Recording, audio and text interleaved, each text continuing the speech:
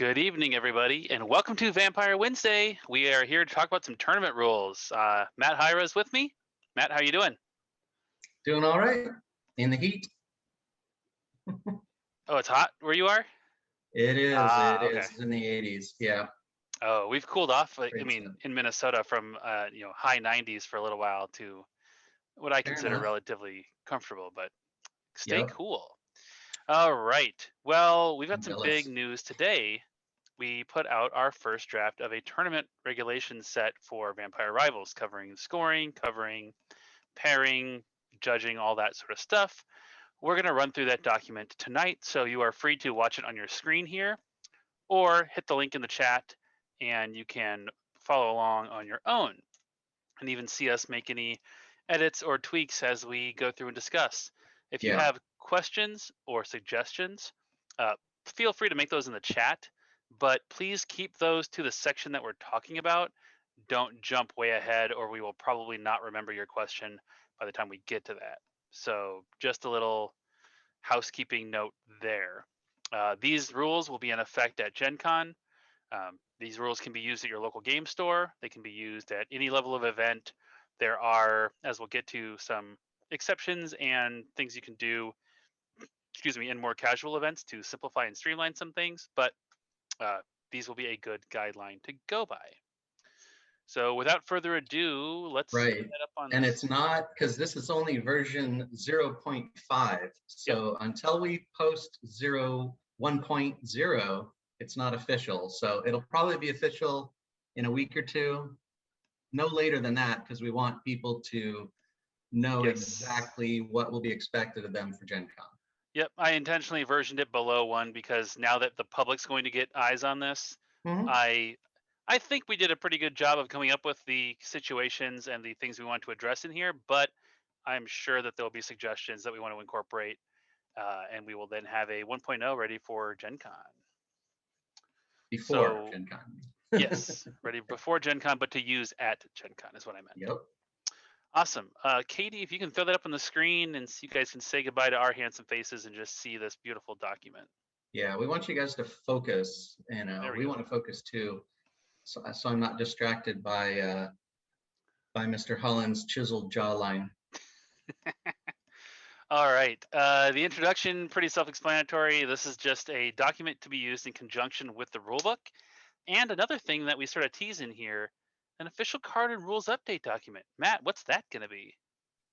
Yeah, so there are some cards that and just rules in the game that maybe the rulebook did not have the perfect wording for. So we are going to make mention of all those things, like when can you resolve a conspiracy? Can you do it during an attack? Can you, because it says to do it anytime. Well, we didn't really mean anytime. We meant when there's nothing else happening. So just things like that. And then there are some cards that have been confusing for players. Some of them are being updated in future printings. So we're actually going to use those new wordings. And these are not functional changes. Sure. These are just rewordings to make it more clear, because we would like players to not have to look in the FAQ at the events. So sure. So this is that'll be kind of a supplemental document to the main rule book. We should be able to talk about next week, right? That's the plan. Okay, that's good. So don't lock in your Gen Con deck quite yet.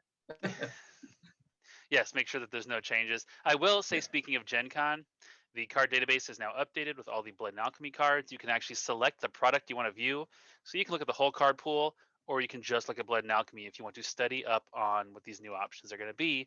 We've also got 3 streams out there where we talk about the entire card pool in Blood and Alchemy, get some insights from Matt, and some ideas of how to use those in your decks. So I encourage you, if you're going to Gen Con, look at those, do a little bit of research. And if you are not signed up yet for Gen Con, please do so. We would love to see you and play the game. Even if you're not playing with Blood and Alchemy cards in your deck, you want to be prepared because other people might be. You want to know about those options that you might face and not just get blindsided. So that's why we have them on the database nice and early. big thing about this document is that there are situations where the tournament rules will conflict with the Vampire Rivals rulebook, and in a tournament, the tournament rules will take precedence. So we have some extra steps and some extra things like that that are not in the core rulebook. These really only matter when you're doing a tournament. So if you're playing on your kitchen table at home, feel free to carry on. Basic. We'll start with conduct. You need to be respectful and practice good sportsmanship. And this section just covers anything like aggressive behavior, intentionally delaying or slow playing, slamming your cards down, unsportsmanlike conduct, things like that, and gives some ideas of penalties for these different infractions that a judge can apply to a Yeah. player, up to and including being ejected from an event and potentially, facing restriction from events that you can enter long term if an infraction is bad enough.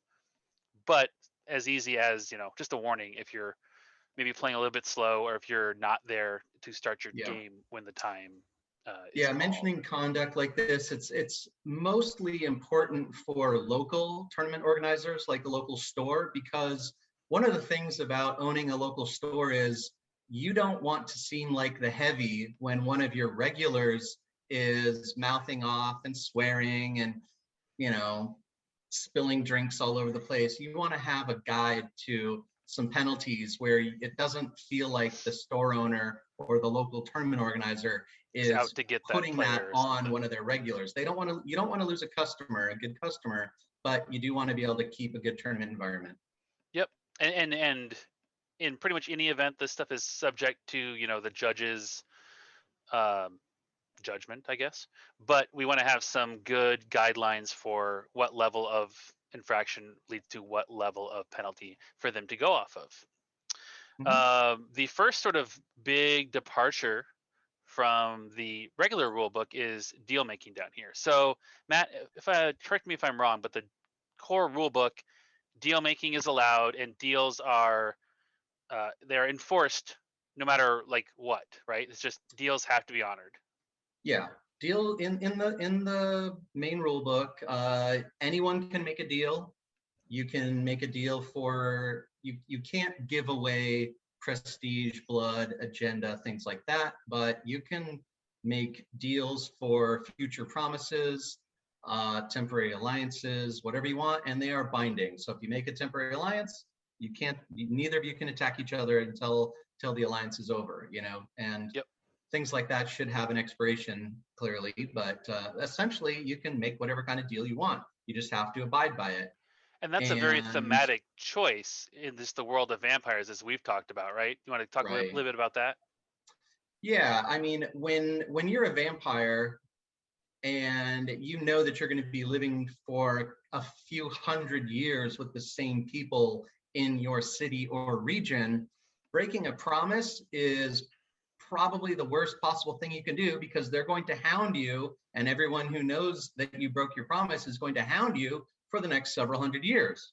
At a tournament, or even playing at a store, breaking a promise is probably going to have a negative effect on your status for about a week, and then people will forget about it.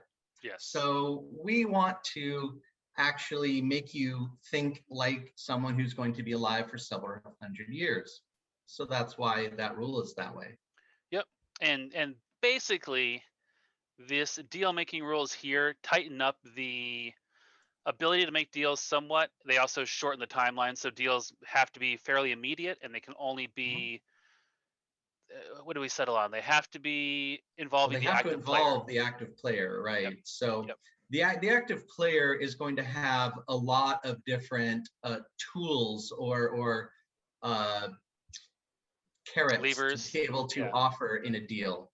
Non-active players, they don't have too much that they can do, but there is a list of a few things that non-active players can do.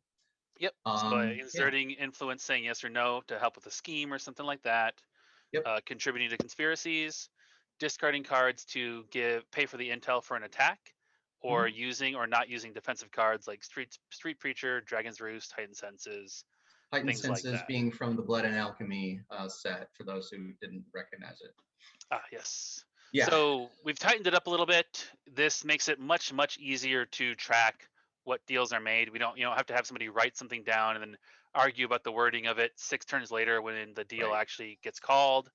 Um, and essentially, you can't break these deals. If a player attempts to do something that would break that immediate deal there, you call a judge and they'll be forbidden from doing that. So Right. don't make deals that you're not going to keep.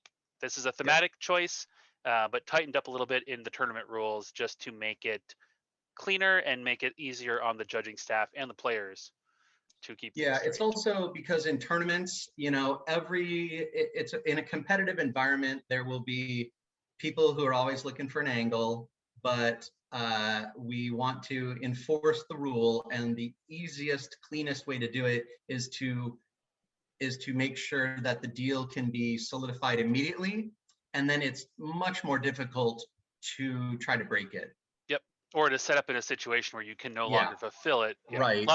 There's a lot of weird edge cases that could happen with There deals. are one of the main ways that people can quote unquote accidentally break a deal is to promise on a future turn to offer influence towards someone's scheme, and then during your own turn or a turn in between Spend then it and the all. scheme, you use up all of your influence, and then you suddenly say, oh whoops, I couldn't I what happened, oh I guess I can't help you. Well, we're trying to avoid that in a tournament setting. Indeed. So beyond the conduct stuff, we get right into the tournament roles. This just kind of defines the various people involved in a tournament. It's pretty basic stuff if you've been involved, but for a store owner or something, and you want to have these definitions as we get into some of the two different tournament tiers, Yeah, because because it these matters things are what people can referenced do later differently. on in the rules, so we just wanted everyone to know what's what. Yes. So your tournament organizer, that's the person generally, running the computer, doing the pairings, scoring, things like that. At a lot of smaller events, that's going to be your head judge. If you have, one person who's running the event at your local store for the four of you, they're probably the tournament organizer, the head judge, and a player, and that's totally fine. Yeah, An event like Gen Con, I would be the tournament organizer more than likely, and then Matt would be the head judge. We'll break that out to divide up the labor. Um, but judge and head judge, obviously, they're the people who are out there making rules calls, settling disputes between players. Head judge is just special in that all the buck stops with the head judge. They are the one that makes the final determination and the final. Um, I want to just say judgment because I've said judge like 10 times, but you know what I mean. Judgment. rulings. Just say rulings. Here we go. Ruling. Players, obviously, anybody who's playing in the tournament, and spectators are people who are not playing. You can be a spectator if you finished your game and you're watching someone else. Just if you're a spectator, you can't interfere with an ongoing game. You can't jump out and say, "Oh, hey, don't do that," or "Oh, what about this?" You can call a judge if you have an issue and bring it to their attention. So pretty basic stuff, but we get into tournament materials. We line out here everything that you need to bring. So if you're coming to Gen Con, pay attention to this. This is basically all the same stuff that's in the core rule book, but we do define a couple things and are particular about a couple things. So you got to bring your library deck, got to bring your faction deck, your haven and agenda, and everybody's going to need to bring a city deck. Uh, that just lets us use. We have a system in here, so the second player, the first player, will provide that city deck. Second player will cut. Just make sure that we have the deck there. We don't end up with a table where nobody brought a city deck. That would be annoying. We do ask you to bring 3 sets of tokens in 3 different colors, so that as we pair people, we don't end up in a situation where everybody's trying to play yellow. Because keep in mind that a tournament, you may have a favorite color, but you're not always going to get to play that. Excuse me. And we do define the size of your overall supply exactly 32. So we want to make sure that everybody has that same footing because those tokens are limited. You can only bring, excuse me, 3 value and 1 value tokens. That'll also help with just clear visual indicators of everybody has. Sorry, I was reading chat. Clear visual indicator of what blood and prestige people have, because you'll know there's only either 1s and 3s. That not that somebody showed up using 5s or 2.5, something like that. People have asked, you can bring all 32 1 values if you'd like to. And you need to bring your rival tokens, first player, agenda, no influence, and anything else that may be required. As we get into Blood and Alchemy, Matt pointed out there's going to be, -1 blood potency, fear, and other tokens eventually. So you need to be bring the ones that your deck And will. you can even bring those tokens just to bluff your opponents if you want. True. Yeah. Nothing says you got to have those cards that make those things in your deck. So Interesting. That's like the turn 0 sort of thing. hey Just man, I'm little giving extra people mental tips. edge. If I people like it. who show up to listen, they get some sneaky tips here. We're gonna edit this out of the rebroadcast, though, of course. Just bleep it. People who are coming to a Gen Con, you're going to need to bring a deck list. So with your player name, contents of your decks, that stuff is all available on our website to download. It's a fillable PDF. We'll have them there at the show as well. Deck lists are one of the things that in a small store event aren't required. That's up to the TO. I know if I was a TO, I would not want to be having people printing out deck lists every single time for my Wednesday night tournament, but that's up to them. Decks just have to be built according to the rules in the core rule book. You can't change your deck in between rounds unless it's some kind of crazy tournament that specifies otherwise. And you don't have to use deck lists for store level tournaments. Matt, now, you added a little thing here about leaders. Yeah, that bold sentence there is bolded because that's something that most card games don't do. So players are not required to use the leader listed on their deck list each game. We do have a section for where you can note your leader, but that's more for us. We're interested in the trends that are forming, because we are going to be coming up with the formats and things like that. And we just want to have that kind of information. So you don't have to use the leader that you list. And in fact, if you show up at an event and absolutely, and you think like, wow, everyone is using Bruno as their leader, I am not going to use Bruno as my leader in the next few rounds. That's totally legal. Yep. Yeah, you can make a meta call. After round 2, you're thinking, oh, okay, I'm going to switch to this. Totally fine. It's just a useful data point for us, and it's already in the deck list thing, so we're going to leave it there for now. Yeah. And we, of course, realize if everyone is playing Bruno, only one person is going to be left with Bruno, so your leader could change at the start of the game anyway, and we don't want any overzealous spectator or neophyte judge to try to penalize someone for not having the correct leader, right? Yes, so exactly. That is 25% of that rule as well. After this, we have some pretty boilerplate stuff about making sure that you have the components. If you lose a component, you need to find a replacement, or obviously, if you're missing cards, you can't play with a legal deck. And then sleeves. We've gone over the sleeve thing a couple times. So again, up to the tournament organizer's discretion. If you're a local store and you're having an intro event and you don't want people to have to worry about sleeving, don't sweat it. But for competitive events, like we're running at Gen Con, you're going to need to sleeve your decks in opaque sleeves, and you're going to have a different color of sleeves for your library and your faction deck. Your agenda and your havens don't need to be sleeved. They can be sleeved in any kind of sleeve you want, as long as it's not offensive or something like that. Just keep it reasonable. No succubus sleeves? Well, there's other things I could imagine people putting on sleeves that are even worse that I have encountered in games and don't want to have making a environment that is not welcoming to all players. And then, of course, cards must be official Renegade Game Studios products. So you can't just print your own and proxy things. Got to bring the real deal.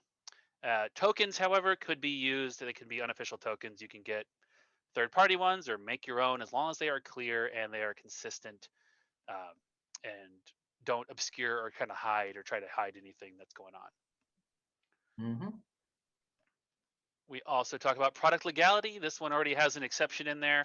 Generally, 30 days before a event is the legality buffer. We may not hit that with Blood and Alchemy, as I said last week, just due to the insane state of global logistics. So we are making the exception, and that's why we have those cards up on the database for you to peruse nice and early. But in And general, 30 yeah, days.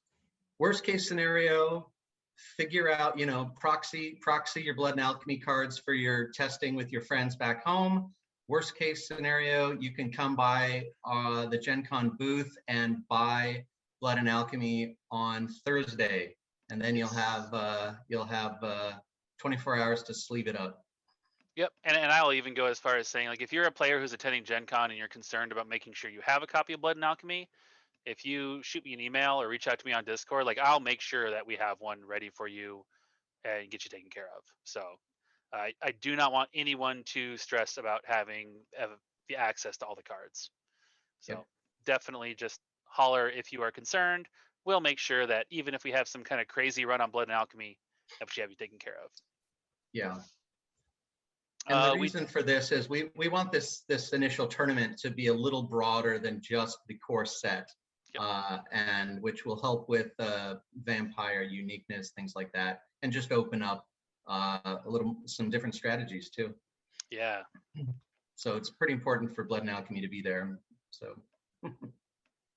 And we have a little section just defining what is open and private information. There's been a lot of questions. If I'm bidding with my prestige, like, is my total prestige, is that public?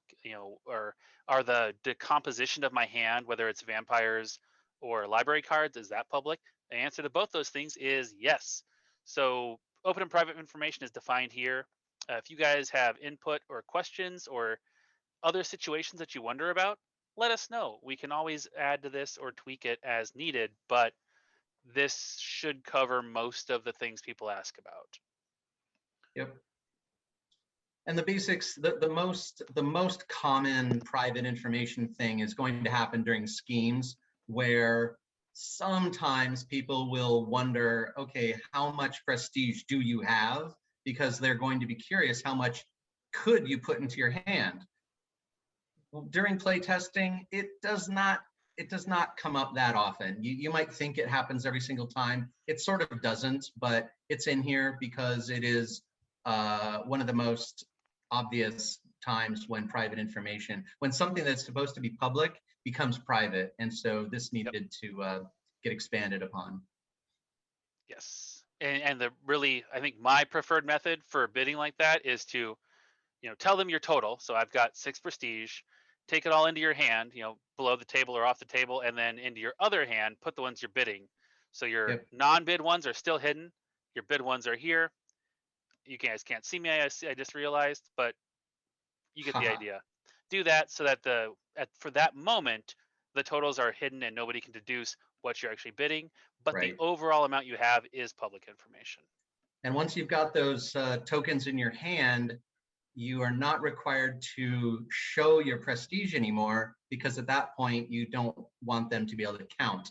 But you still will have to tell them what your total is, not how much you're bidding, not how much you're not bidding, just your total. So if you had 6 prestige and you were bidding 1, you would put 1 into your hand, hold it out over the table, but you would still say, I have 6 prestige, okay?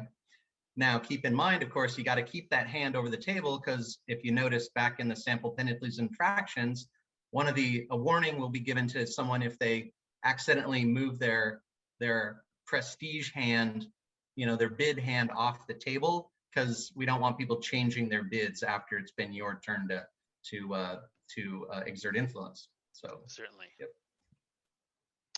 And then after all that stuff, we get to tournament setup. So big thing here is there are 2 sort of tiers of tournament: casual and competitive. Right now, anything that's not like at Gen Con so far is a casual event. So competitive things are going to be your Prince of the Cities, other higher level tournaments. Some of these may take place in local game stores as we get into like championships or a Prince of the City feeder event, something like that. But in general, the stuff that is not run by us will be casual unless otherwise noted. The big difference with casual is your TO and head judge may participate in a casual event, as long as there is at least one other judge available to make any decision that the head judge is involved in as a player, or even involved in as a in the sense of like who's going to make the cut or something. It's good to have someone else who can be an impartial judge. Competitive tier events, that is not the case. The TO, the head judge, and judges may not participate as players. So that gives you assurance that Matt Hyra is not playing in the Prince of the City main event and is going to show up and crush you all with his finely crafted deck. I would play a fun deck just to show off some of the weird cards in the game for sure. And then we get into setup. Just talking about you need to get to your table in a timely manner. We do spell out the rules from the core rulebook about how you place your leaders and your agendas face down. Everybody does that, then you reveal that stuff. Agendas only have to be revealed once you get to the point where you want to use its ability. And we do have in here the addition about the 2-player game, where if you get the Prince of City in your initial flop of city cards, deal a replacement, then shuffle it back into the city deck, and then recut the deck. So this does prevent the issue that we saw with the Season 0 League, the first couple rounds, where Prince of the City coming up first, somebody just grabbing it when there's only one possible attacker is very tough in a 2-player game. So only applicable to 2-player, not applicable in a larger game. And then you can start, if you're all ready, everybody's done the procedures here, you can go ahead and start playing. When time is called, tables that don't have a winner will finish the round till the last player completes a turn.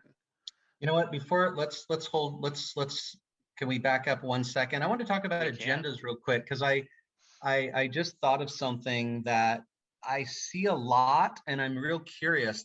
Everyone warm up your fingers for some typing. So a lot of times during playtesting, which of course is, light rules enforcement because you're playtesting brand new cards, right? We see people flip their agenda seemingly after an event has occurred. So to for instance, like a scheme like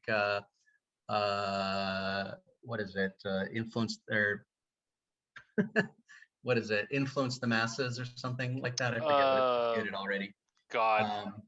Yeah, you're very close. It's not quite that, it's not quite what I just said. Someone will type it here. Manipulate the masses, right? That's it. Yeah. So sometimes people will be like, okay, my scheme just passed.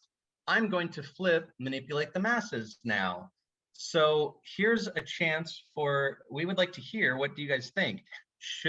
If someone says, okay, a lot of times people don't want to flip their manipulate the masses until after it has seemingly resolved, but we want to make the rules make sense for strategy, but also make sense for timing, okay?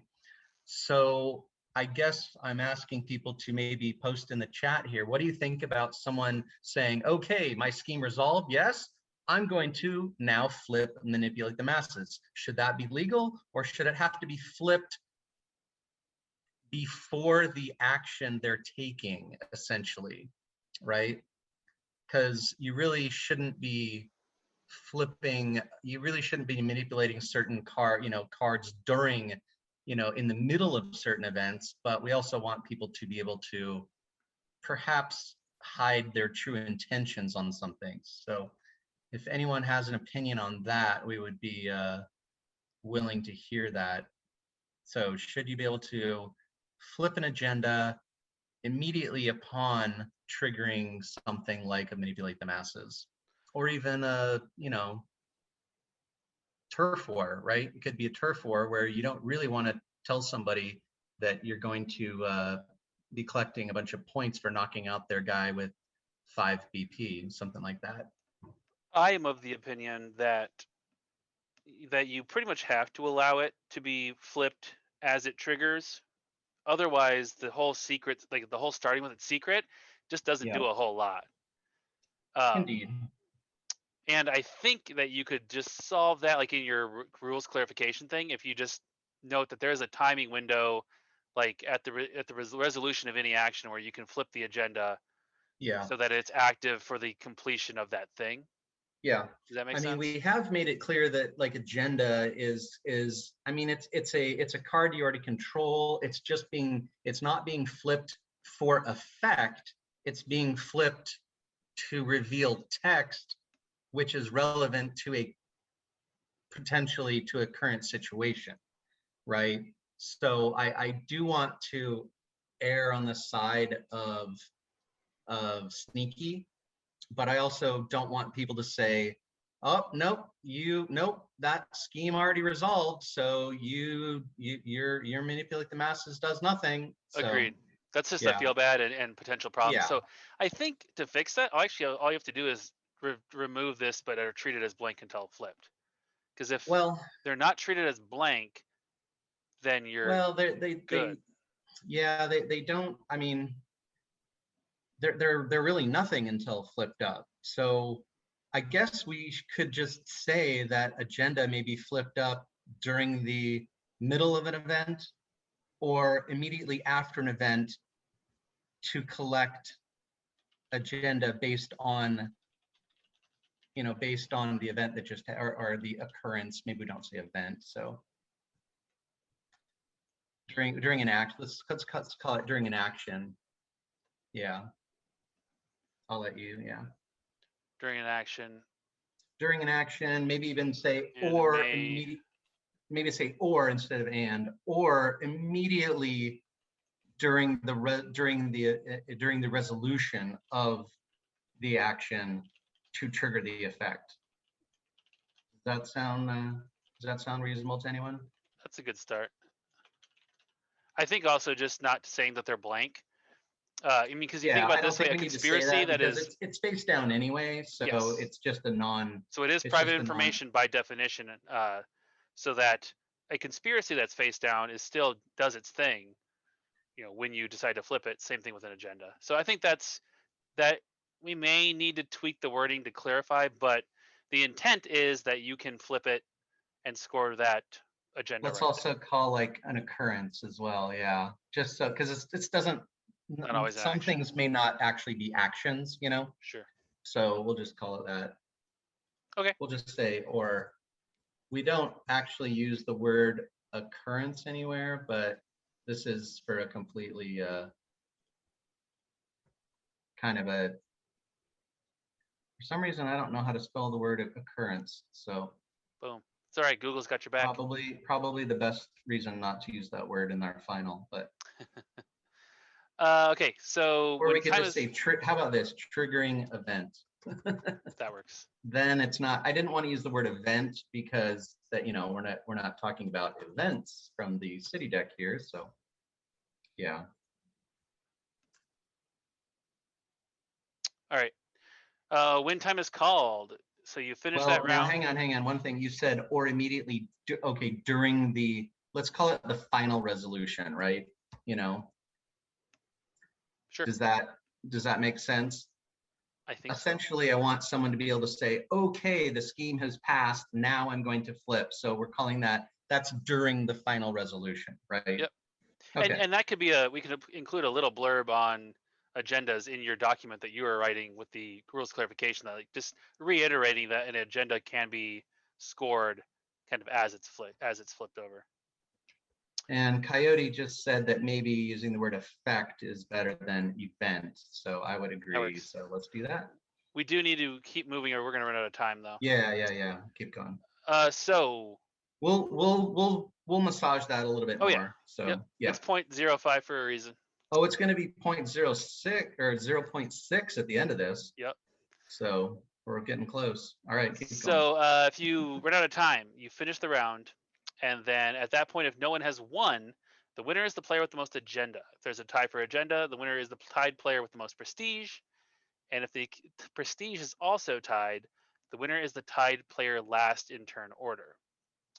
So that Meaning gives you player your 4 result. has the best tiebreaker. Correct. Should it come to that far down in the tiebreaks. Correct. When the game's completed, everybody reports their results. Gen Con will have match slips for this. Otherwise, you can just go up to the TO and let them know. We've got our game time limits and scoring. So we're going to start off with the time limit being 30 minutes, 50, and 75 for 2, 3, and 4 players, respectively. Obviously, as we see games played out in the wild, we can tweak this if need be. But from playtesting, Matt, that's kind of where you guys came down as a comfortable limit once people know the flow of the game. Yeah.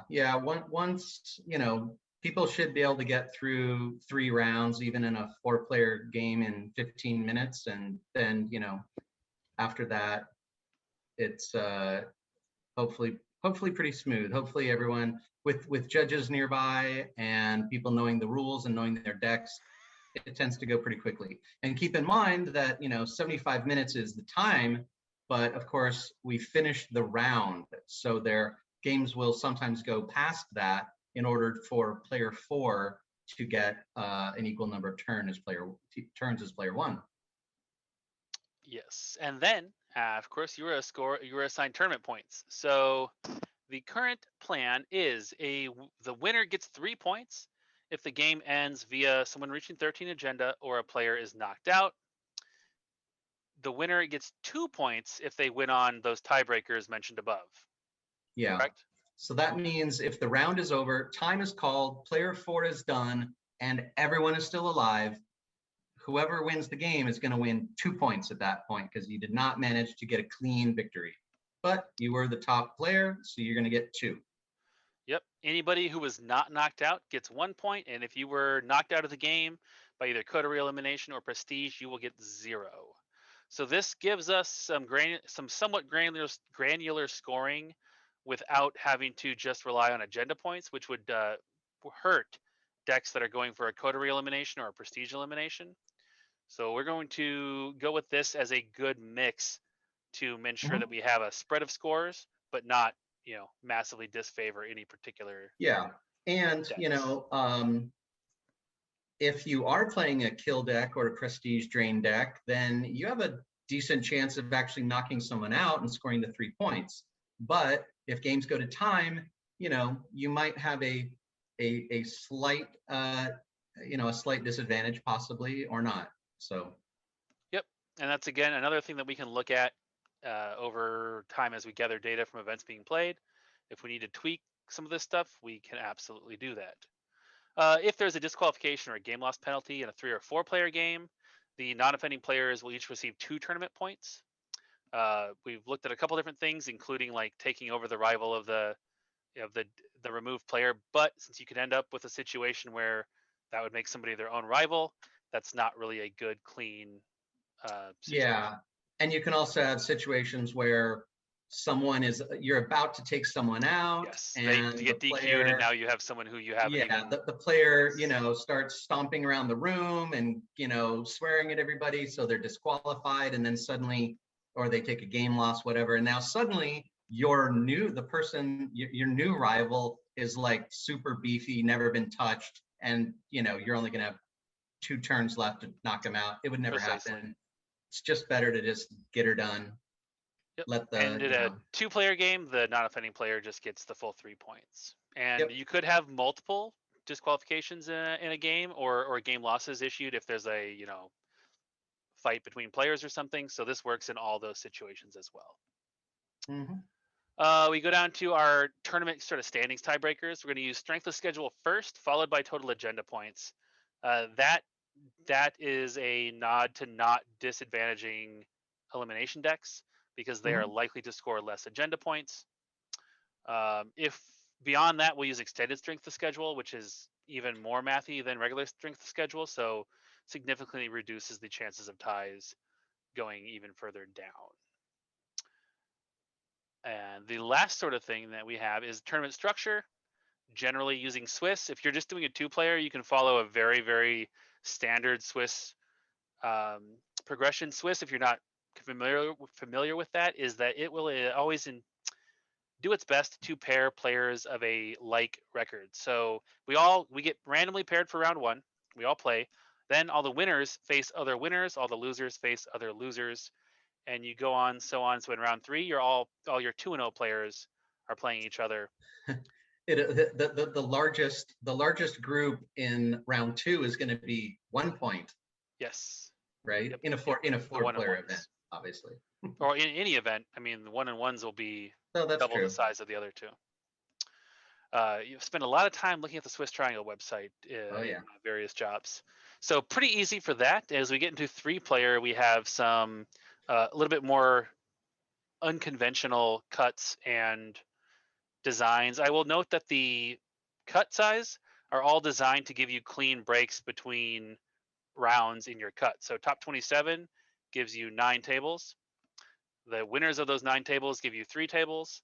The winners of those 3 tables go to your final table of 3. And that's the same thing. The same idea is reflected here with the top 16s and top 4.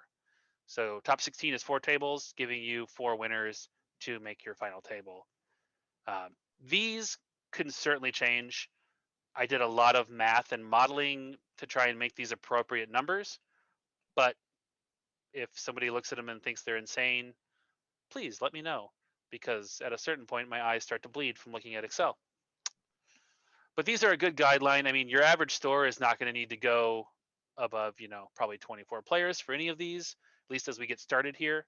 And as we get to bigger events that are going to be happening in store or not under our sort of watchful gaze, we will come up with some really good recommendations for like a store championship or anything like that. Don't rouse the blood for Excel.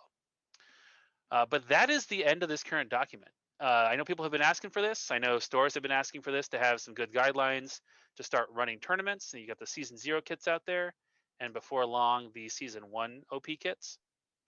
I hope that this is helpful, and I super encourage anybody who is reading this and has input to reach out to us on Discord or by email and let us know your concerns or your suggestions, because I would like this to be a useful resource for players, store owners, and TOs. Yeah, certainly. If you have any, if you're someone who is hearing this broadcast later in the week, this won't be posted officially probably for 2 weeks, maybe, Mr. Holland, would you say? I would like to get it done within 2 weeks and have it at a final point that this is what we're going with for Gen Con, Yeah. so people can It adequately prepare. might be nice to get it up prior to August 16, just so we can have it out a month early. It's good. That's a good goal. Yep. So maybe yeah, we are maybe less than 2 weeks. totally able to tweak things if need be. Just like with anything, once a lot more eyes are on something, I'm sure people will notice things that got by us. To and some of the complete my thought, testers. if you're hearing this broadcast later in the week, please contact us on Discord if you have any comments. Yep. And as always, Discord is vampirecardgame.com/Discord to get an invite and join us on the Vampire Rivals Discord community. That is pretty much all we have for tonight. As Matt said, he is working on that clarification and update document that we will talk about tomorrow. Next week. Yes, next week. I've had a long day. All good. Also, make sure to sign up for Gen Con events if you are going to Gen Con. We've got Prince of the City, we've got the pre-release, we've got a one-on-one, and then we've got plenty of on-demand pods. Yeah, space is available, right? I think we still have space in the events. So obviously Gen Con will be a little bit smaller than normal, but come and meet your fellow vampires. And really, the smaller turnout means better chance for you to get turned into a vampire and join the cast of Vampire Rivals. Now, when you say turned into a vampire, what exactly do you mean? Well, I mean, the plan is to just put your likeness into the game, but I mean, Matt might take a bite out of you and really get more than you bargained for. We'll see. But that's it for tonight, everybody. Thank you for joining me. Matt, thanks for going through the document with me and helping write all this. Sure thing. We are looking forward to feedback and suggestions, and we will talk to you guys and gals next week. Good night.